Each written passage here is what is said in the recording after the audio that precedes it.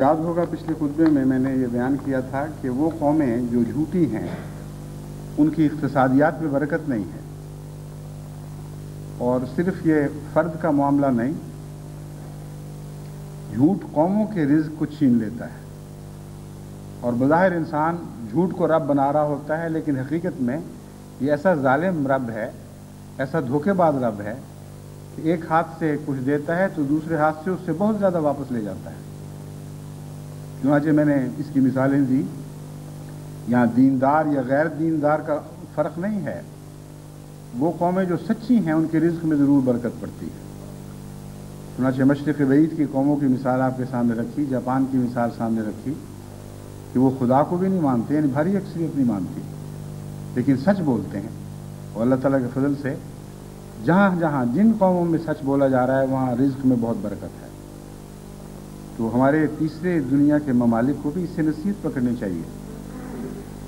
اس خطبے کے بعد یہ حدیث میرے سامنے آئی جس میں یہ مضمون بھی بیان ہوا ہے۔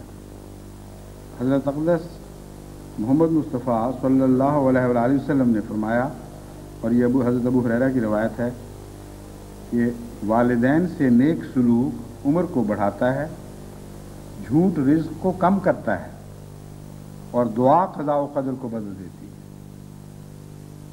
3 باتوں میں انسانی زندگی کے سارے مسائل حل ہو گئے۔ انسان اپنی عمر اور صحت کے لیے کتنی کوششیں کرتا ہے، اور یہ نقطہ بیان فرمایا کہ والدین سے نیک سلوک عمر کو بڑھاتا ہے۔ ہمارے ہاں بہت سے والدین ہیں جو بچوں کی شکایت اگر زبان پر نہیں لاتے تو دل میں ضرور رکھتے ہیں، اور بڑے محروم ہیں وہ بچے جو ماں باپ کی خدمت کی عمر کو پہنچتے ہوں، یا جب خدمت کی توفیق ملے ماں باپ زندہ ہوں اور پھر ان کی خدمت نہ کر سکیں۔ تو یہ نصیحت بھی ضمناً آپ کے سامنے ہے کہ اگر آپ اپنی عمر اور صحت اور اپنے بچوں کی عمر اور صحت کے خواہاں ہوں تو اپنے ماں باپ کی جس حد تک توفیق کو خدمت کریں۔ جھوٹ رزق کو کم کرتا ہے، بڑھاتا نہیں ہے، یہ بات بہرحال سچی ہے۔ اس لیے جھوٹ کے ذریعے رزق کمانے والوں کے لیے یہ انذار ہے، یہ وعید ہے۔ اب وہ سمجھتے ہیں کہ رزق ان کا بڑھ رہا ہے، لیکن نہ انفرادی طور پر بالآخر جھوٹ کے سے کمائے ہوئے رزق میں برکت رہتی ہے، نہ قومی طور پر برکت رہتی ہے، اور پھر دعا قضاء و قدر کو بدل دیتی ہے۔ یہ عجیب نقطہ ہے۔ حضرت مسیح موعود علیہ الصلوۃ والسلام نے یہی بات بیان فرمائی ہے، غیر ممکن کو یہ ممکن سے بدل دیتی ہے۔ اے میرے فلسفیوں، زور دعا دیکھو تو قضاء و قدر کے خلاف انسان کی کوئی تدبیر کام نہیں کر سکتی۔ اسی کو غیر ممکن کہا جاتا ہے۔ جب قضا فیصلہ دے دیتی ہے تو اس کو ٹالنا ناممکن ہو جاتا ہے، مگر حضرت مسیح موعود علیہ الصلوۃ والسلام نے حضرت اقدس محمد رسول اللہ صلی اللہ علیہ وآلہ وسلم ہی کے مدرسے میں تعلیم پائی، آپ ہی کی حکمت کی باتیں آگے پہنچائیں۔ چنانچہ یہ بات بھی حضور صلی اللہ علیہ وآلہ وسلم ہی کا بیان فرمودہ نقطہ ہے کہ قضاء و قدر کو دعا بدل سکتی ہے۔ بس جس شخص کو قضاء و قدر پر کمندیں ڈالنے کا اختیار حاصل ہو جائے، اس سے بڑھ کر اس کو کیا چاہیے؟ اور یہ کمندیں دعا کی کمندیں ہیں جو عرش الہی تک پہنچتی ہیں، اور آسمان کے کنگروں پر پیوستہ ہو کر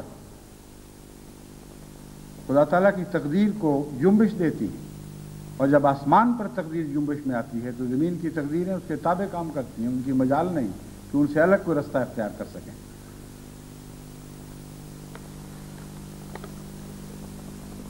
حضرت ابو ہریرہ رضی اللہ تعالیٰ عنہ بیان کرتے ہیں کہ حضرت صلی اللہ علیہ وآلہ وسلم نے فرمایا کہ بدظنی سے بچو، کیونکہ بدظنی سخت قسم کا جھوٹ ہے۔ یہ بات وہ ہے جس کی بنیاد قرآن کریم میں ہے۔ قرآن کریم میں جہاں واقعہ عفق کا ذکر ہے اور بھی بعض مقامات پر اس مضمون پر روشنی پڑتی ہے کہ جو شخص ظن کی بنا پر کسی کو داغدار کرتا ہے وہ لازماً جھوٹا ہے، خدا کے نزدیک وہ جھوٹا لکھا جاتا ہے۔ یہ بحث ہی نہیں آتی کہ وہ واقعہ ہوا تھا، ہو سکتا تھا کہ نہیں ہو سکتا تھا۔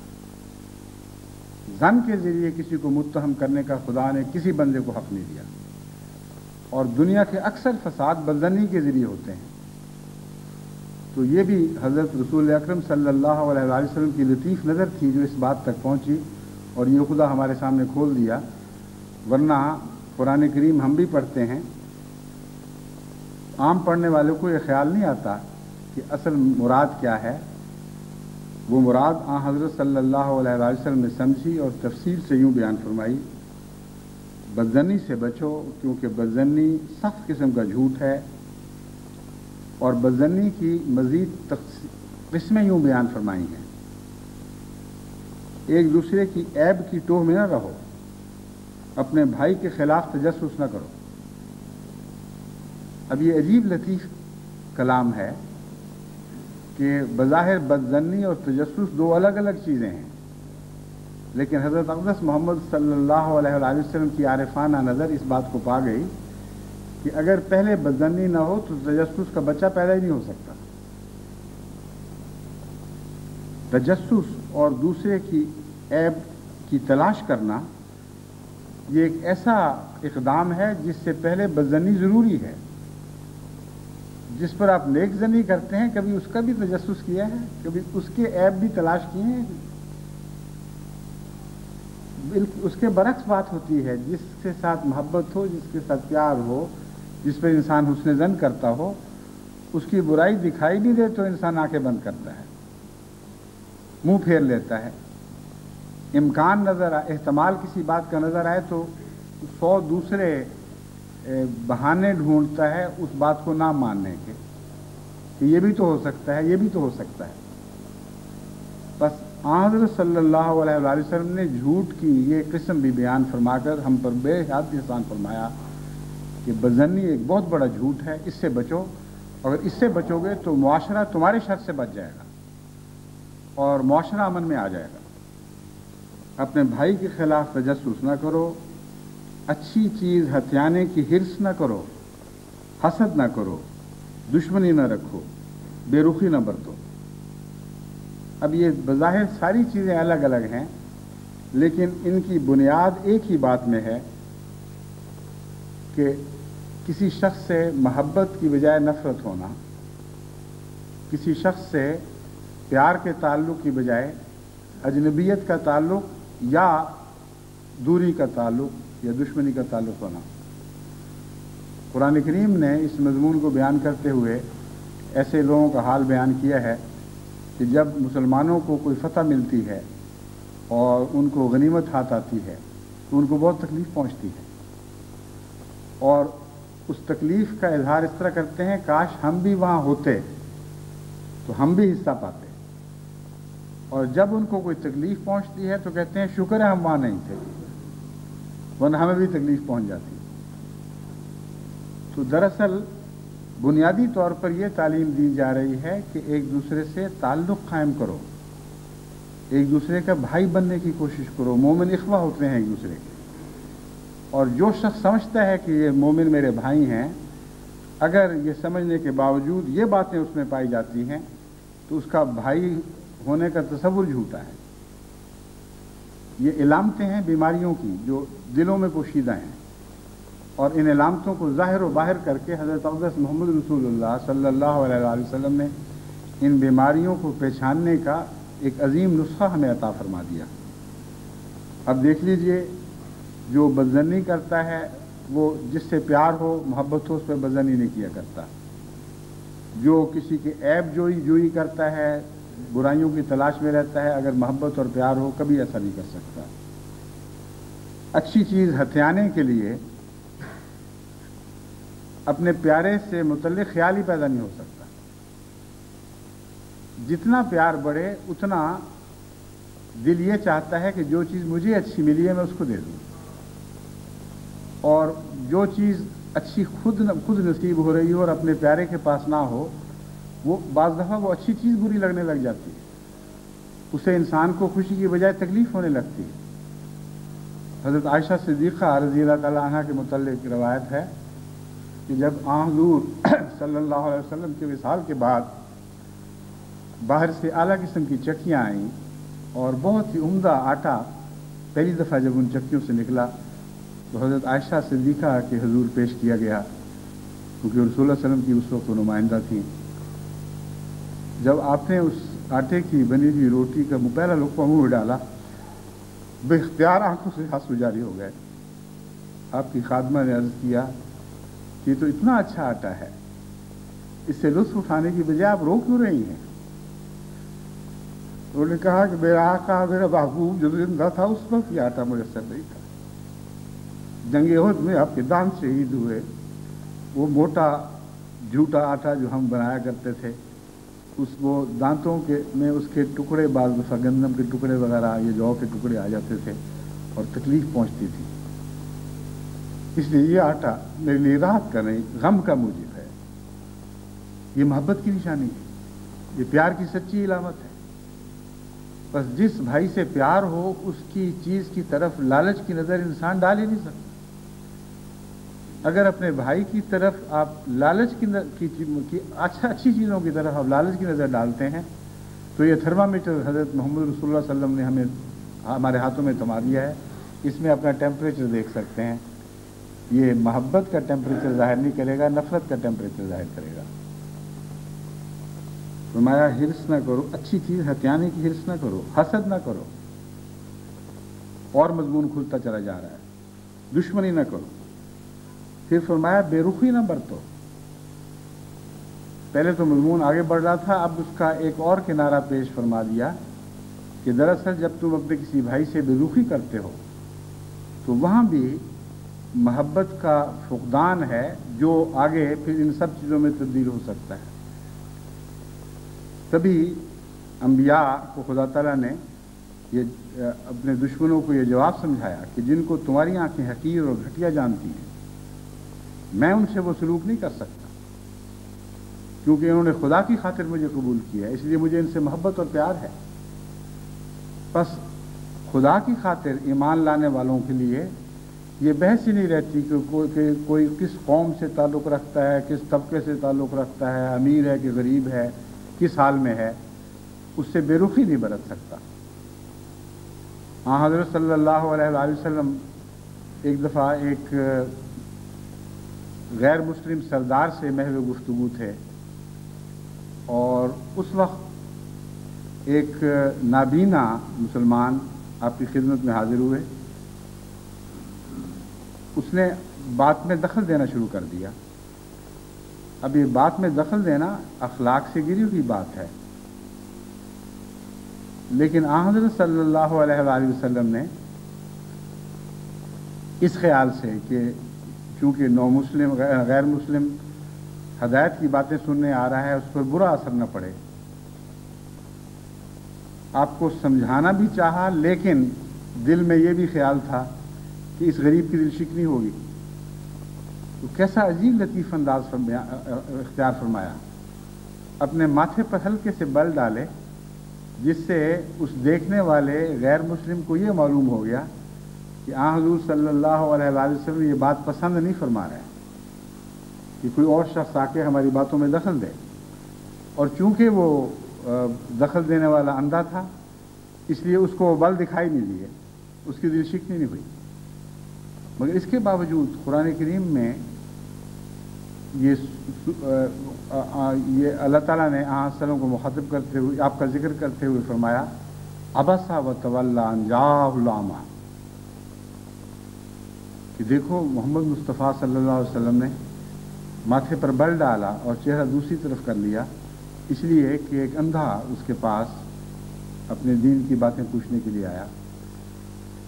قرآن مفسرین نے تو یہ لکھا ہے کہ یہ ناراضگی کا اظہار ہے، لیکن حضرت مسلم موعود نے اس کی تفصیل بہت ہی لطیف بیان فرمائی ہے، اور فرمایا کہ ناراضگی کا اظہار نہیں، حضرت محمد رسول اللہ صلی اللہ علیہ وآلہ وسلم کے نہایت ہی اعلیٰ درجے کے اخلاق کا ذکر ہے، اور وہی ذکر ہے جو میں بیان کر چکا ہوں کہ اندھے کو زبان سے کچھ نہیں کہا، اس لیے جب اس کی دل شکنی نہیں ہوئی تو کیسے کہا جا سکتا ہے کہ یہ اخلاق سے کسی معنی میں بھی گری ہوئی بات تھی۔